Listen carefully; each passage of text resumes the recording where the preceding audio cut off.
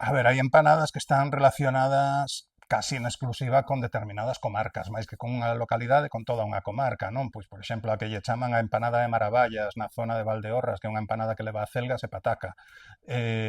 Exclusivamente que eu saiba, pervive na zona do Val do Sil, e os arredores, non?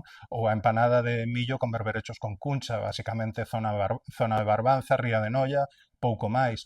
O que pasa coas empanadas, como con todas as realidades gastronómicas, é que non hai fronteiras definidas, non é rematas o concello de Rianxo e no de Dodro, non? As familias pois casaban entre territorios, os comerciantes movíanse dun sitio para outro, entón queda todo un pouco esvaído, pero sí hai grandes áreas, a área dos pastelóns, por exemplo, non? Que é a área de Ortegal, a Mariña, e de Ferrol, Mondoñedo para o sur, pois é moi raro atopalos, aínda que na Coruña, por exemplo, hai puntos de venta, pero son puntos de venta que atraen do norte, non?